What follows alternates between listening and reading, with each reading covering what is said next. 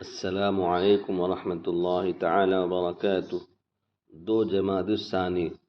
Number 1، اسلامی تاریخ۔ صلح حدیبیہ۔ حدیبیہ کے موقع پر مشرکین نے اندازہ لگا لیا تھا کہ محمد صلی اللہ علیہ وسلم اپنے جانثار صحابہ کے جذبات اور عمرے کی خواہش کو پورا کیے بغیر نہیں رہ سکتے، اس لیے انہوں نے مسلمانوں کے ساتھ امن معاہدے کی گفتگو کے لیے سہیل بن عمرو کو قاصد بنا کر بھیجا۔ بالآخر گفتگو کے بعد دونوں فریق 10 سال تک چند شرطوں پر صلح کرانے پر راضی ہو گئے۔ نمبر 1، مسلمان اس سال عمرہ ادا کیے بغیر مدینہ واپس چلے جائیں۔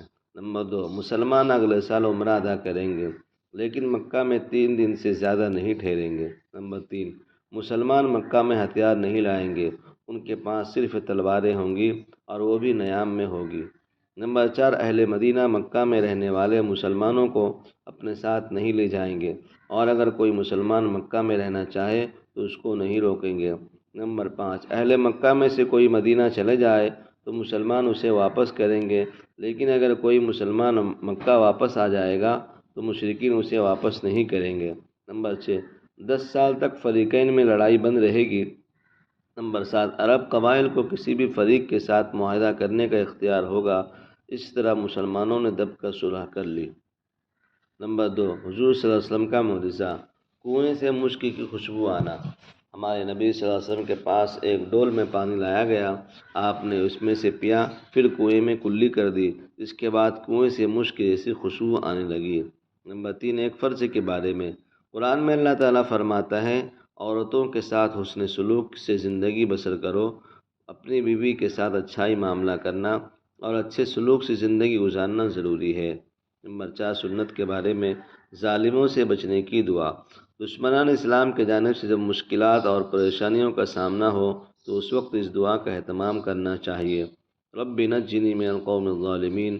ترجمہ، اے پروردگار ہمیں ظالم قوم سے نجات عطا فرما۔ نمبر 5، اللہ کے خوف سے رونا۔ رسول اللہ صلی اللہ علیہ وسلم نے فرمایا، 3 آنکھوں کو جہنم کی آگ نہیں چھوئے گی، ایک وہ آنکھ جو اللہ کے راستے میں پھوڑ دی گئی ہو، اور ایک وہ آنکھ جو اللہ کے راستے میں جاگ کر پہرا دے، اور ایک وہ آنکھ جو اللہ کے خوف سے رو پڑے۔ نمبر 6، گناہ کے بارے میں۔ تکبر سے دل پر مہر لگ جاتا ہے۔ قرآن میں اللہ تعالیٰ فرماتا ہے، جو لوگ بغیر کسی دلیل کے اللہ تعالیٰ کی آیات میں جھگڑے نکالا کرتے ہیں، اللہ تعالیٰ اور اہل ایمان کے نزدیک یہ بڑی قابل نفرت ہے۔ اسی طرح اللہ تعالیٰ ہر متکبر شخص کے دل پر مہر لگا دیتا ہے۔ نمبر 7، دنیا کے بارے میں۔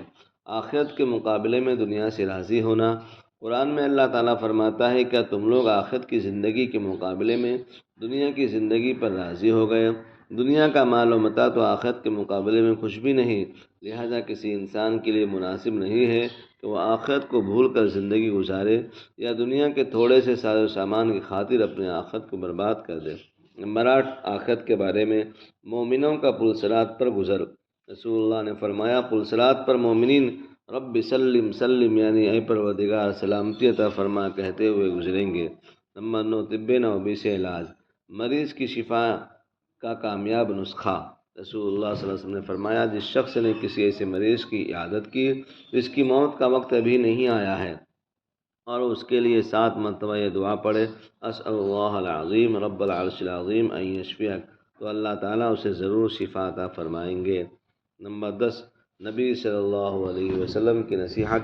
رسول اللہ صلی اللہ علیہ وسلم نے فرمایا، جب تم میں سے کسی کا لقمہ گر جائے تو اسے صاف کر کے کھا لیا کرو اور شیطان کے لیے نہ چھوڑو۔